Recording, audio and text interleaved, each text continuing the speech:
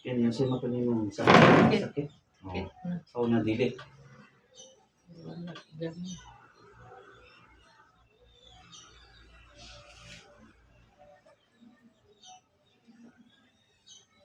Mga kalods, ang testimony ni Madam sa una, dili niya mapil ang sakit. Karon sakit na. Iluto na. Oh, nadungin niyo mga kalods ang iyong isulti ni Madam. Testimony niya, wala dili po katudlo sa iya nga anak ang isultiyon. Sa iya ra nga experience kay siya may nagdala siyang kaugalingon, so nag-alibya akong paghilot Sa una, dili na manghiwid, di ba? Manghiwid ta, maanan man siya. sa una din gahi. Gahi. Oh, kalod sa klaro kayong sulti ni Madam.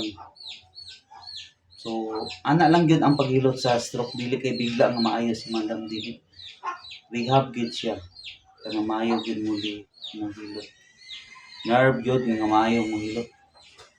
Sa una, di man siya magbinhod. Karon, binhod magbinhod na. Oo. Oh, di ba mga kalods, nanay napil niya nga binod. Something nanay function ng iyahang mga nerves.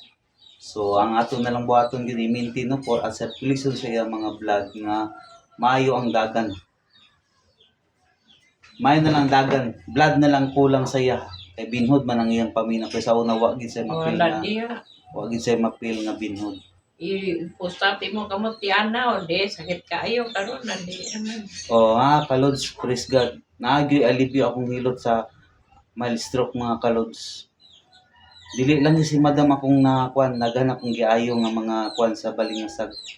So, kamo kung naamoy salig sa ako, manikamot ko nga maka-recover gyud mo mga kalods.